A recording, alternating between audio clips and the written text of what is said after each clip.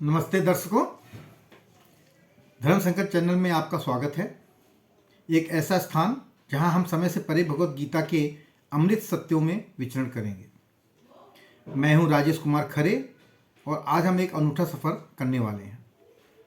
महाभारत के हृदय में भगवत गीता का रहस्यमय संदेश कुरुक्षेत्र के युद्धभूमि पर विकसित होता है, जहां भगवान श्री कृष्ण योद्धा अर्जुन को अद्वितीय शिक्षाएं प्रदान करते हैं। आज हम भाग 1 के प्रारंभिक श्लोकों में से श्लोक नंबर 17 एवं 18 के बारे में जानेंगे, समझेंगे और देखेंगे कि इसका हमारे जीवन में क्या महत्व है। यहाँ पर महायुद्ध के लिए मंच बिछाया जा चुका है और इन श्लोकों में पांडव सेना के नायकों का परिचय होता है। इसके पहले हमने अध्याय 1 के श्लोक संख्या 1 से लेकर 16 तक की व्याख्या हम ऑलरेडी कर चुके हैं। जिन्होंने हमारे पिछले एपिसोड्स नहीं देखे हैं उनसे आग्रह है कि वह डिस्क्रिप्शन में जाकर लिंक खोलकर उन पिछले सारे एपिसोड्स को देख सकते हैं। और साथ में हमारी प्लेलिस्ट है जो इसमें अंत में दी गई है, वीडियो के अंत में, उसको भी आप खोलकर एक एक करके आप सारी उसकी वीडियोस देख सकते हैं। इस शानदार यात्रा में हम साथ हैं जब हम इन श्लोकों के महत्व, अर्थ और इन पवित्र उपदेशों की अनदेखी रेखाएं सुलझाने का संकल्प लेते हैं। आइए साथ मिलकर इन पवित्र शिक्षाओं में छुपे अमृत को खोजते हैं और समय के परे बरतते हैं और हम अध्यात्म से अपने आप को आध्यात्मिकता से प्रेरित करते हैं। अगर आपने अभी तक मेरे YouTube चैनल धर्म संकट को सब्सक्राइब नहीं किया है तो आपसे आग्रह है इसे सब्सक्राइब कर लें। वीडियो पसंद आए तो इसे लाइक और शेयर करना ना भूलें और साथ में बगल में दी गई बेल आइकन को अगर आप दबा देंगे तो आपको अगली वीडियो की नोटिफिकेशन समय पर मिल जाएगी। तो सब्सक्राइब करना ना भूलें, घंटी को बजाएं और हमारे समुदाय से जुड़ें जब हम इस आध्यात्मिक यात्रा पर निकलेंगे। तो श्लोक संख्या 17 क्या कहता है कि कस्यश्च परमेश्वासः शिखंडी च महारथः दृष्टद्युम्नो विराटश्च सात्यकिश्चा पराजितः। अगर आप इसको देखें तो इसमें बेसिकली क्या है कि इस श्लोक में पांडव सेना के कुछ प्रमुख योद्धाओं का वर्णन किया गया है। इसमें कस्य, शिखंडी, महारथी, धृष्टद्युम्न, विराट और पराजित नहीं होने वाले सात्यकी जैसे योद्धा शामिल हैं। ये योद्धा महाभारत के युद्धभूमि में कुरुक्षेत्र में उपस्थित हैं इस समय और इस श्लोक से महाभारत के युद्ध की शुरुआत की जा रही है। महारथी शिखंडी बहुत सूरवीर था। पहले जन्म में स्त्री काशीराज की कन्या अंबा थी और इस जन्म में भी राजा द्रुपद को पुत्री रूप में प्राप्त हुआ था। आगे चलकर यही शिखंडी स्त्रीणाकर्ण नामक यक्ष से पुरुषत्व प्राप्त करके पुरुष बना। भीष्म जी इन सब बातों को जानते थे और शिखंडी को स्त्री ही समझते थे। इस कारण वे इस पर बाण नहीं चलाते थे। अर्जुन ने युद्ध के समय इसी को आगे करके भीष्म जी पर बाण चलाए और उनको रथ से नीचे गिरा दिया। श्लोक नंबर 18 में दिया गया है, द्रुपदो द्रौपदेयाश्च सर्वसः पृथ्वीपते सौभद्रश्च महाबाहु शंखनाद दधमु पृथक पृथक। इस श्लोक में कुरुक्षेत्र युद्धभूमि पर पांडव सेना के अनेक प्रमुख योद्धाओं का वर्णन किया गया है। यह श्लोक द्रुपद, द्रौपदेव यानी पांडवों के 5 पुत्र, सौभद्र यानी अर्जुन का पुत्र अभिमन्यु को महाबाहु कहकर उनकी महत्वपूर्णता को हाईलाइट किया गया है, जो एक से एक शक्तिशाली योद्धा हैं। ये योद्धा अपने अपने शंख बजाकर युद्ध की शुरुआत करने का संकेत देते हैं। देखा जाए तो अर्जुन का पुत्र अभिमन्यु बहुत सूरवीर था। युद्ध के समय इसने द्रोण निर्मित चक्रव्यूह में घुसकर अपने पराक्रम से बहुत से वीरों का संहार किया। अंत में कौरव सेना के 6 महारथियों ने इसको अन्यायपूर्वक घेर कर इस पर अस्त्र शस्त्र चलाए। दुशासन पुत्र के द्वारा सिर पर गदा का प्रहार होने से इसकी मृत्यु हो गई।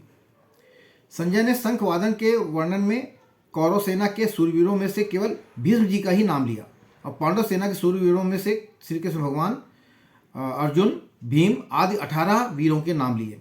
इससे ऐसा प्रतीत होता है कि संजय के मन में अधर्म के पक्ष यानी कौरव सेना का आदर नहीं है, इसलिए वे अधर्म के पक्ष का अधिक वर्णन करना उचित नहीं समझते। परंतु उनके मन में धर्म के पक्ष यानी पांडव सेना का आदर होने से और भगवान श्री कृष्ण और पांडवों के प्रति आदर भाव होने से वे उनका पक्ष का ही अधिक वर्णन करना समझते हैं और उनके पक्ष का वर्णन करने में ही उनको आनंद भी आता है।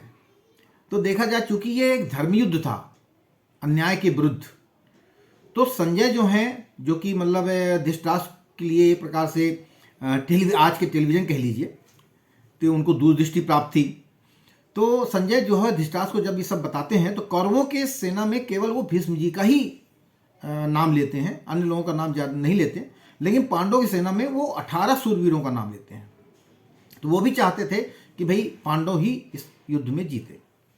अगर हम इसको देखना चाहें कि हमारे जीवन में इन श्लोकों का मतलब इन श्लोकों से क्या उपदेश हमारे जीवन के लिए आता है और उसमें हम दैनिक जीवन में इसका कैसे उपयोग कर सकते हैं, तो जो श्लोक नंबर 17 है, कस्यश्च परमेश्वासः शिखंडी च महारथः धृष्टद्युम्नो विराटश्च सात्यकिश्चापराजितः।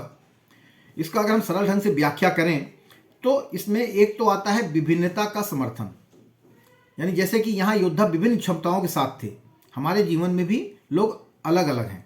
इसे स्वीकार करना और उनका समर्थन करना हमें एक सफल समृद्धि की दिशा में मदद कर सकता है। चाहे कोई व्यवसाय कर रहे हो, नौकरी कर रहे हो, आपके अंतर्गत जितने भी लोग आते हैं उनकी ये प्रकार से जो उनके अंदर के गुण हैं उनको पहचानना और उसकी सराहना करना, यह जो है आपको अपने उद्योग में, व्यवसाय में, नौकरी में आपको सफलता प्रदान करेगा। दूसरा है मिलकर काम करना। एक सबसे बड़ी जो संदेश इसमें मिला है कि वो मिलकर काम करना आवश्यक है, चाहे कौरवों की तरफ से हो और चाहे पांडवों की तरफ से हो। तो श्लोक में योद्धाओं की सामूहिक शक्ति को बताया जाता है। हमारे दैनिक जीवन में सफलता साझा काम से होती है। अपनी और दूसरों की क्षमताओं को मानना और समर्थन करना अच्छे परिणामों की दिशा में सहारा बन सकता है। अब अगर हम श्लोक 18 की बात करें तो द्रुपदो द्रौपदेयाश्च सर्वसः पृथ्वीपते सौभद्रश्च महाबाहु शंखादुधूः पृथक पृथक। और इसकी अगर सरल व्याख्या करें हम और देखें हमारे जीवन में कैसे इसका महत्व है, तो परिवार, पहले चीज़ तो है परिवार और संबंध। इस श्लोक में परिवार के महत्वपूर्णता को उजागर किया गया है। हमारे दैनिक जीवन में पारिवारिक रिश्तों की देखभाल और समर्थन हमें संतुलित जीवन जीने में मदद कर सकते हैं। तो सर्वप्रथम अगर आप किसी भी दिशा में सफल होना चाहते हैं तो सबसे पहले आपको अपने परिवार की देखभाल करना आवश्यक है। परिवार आपका प्रसन्न रहेगा तो आपको सही राह भी दिखेगी, लोग आपको सही गाइडेंस भी देंगे और अपने जीवन में आप सफल होंगे उनके उत्साहवर्धन से। दूसरा पॉइंट है व्यक्तिगत प्रतिभाएं।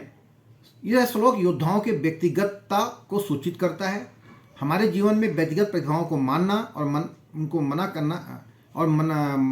करना एक सहज और उत्तम साझा स्थान बना सकता है, जहां सभी अद्वितीय रूप से योगदान कर सकते हैं, चाहे वो परिवार के सदस्य हों, चाहे आपके दोस्त यार हों। उनकी जो व्यक्तिगत प्रतिभा है उसको हमें मानना चाहिए। चुनौतियों का सामना। शंख बजाने का उल्लेख चुनौतियों के लिए तैयार होने का संकेत है। हमारे जीवन में मुश्किलों का सामना करना और बदलाव को स्वीकार करना महत्वपूर्ण है, जो व्यक्तिगत विकास और सफलता के लिए आवश्यक भी है।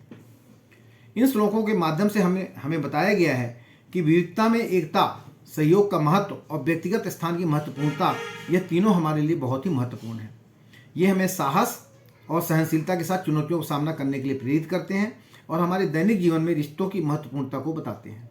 भगवत गीता का भगवत ज्ञान, शाश्वत ज्ञान हमें नैतिक जीवन और व्यक्तिगत विकास के लिए मार्गदर्शन करता है, चाहे हम किसी भी युग में हों।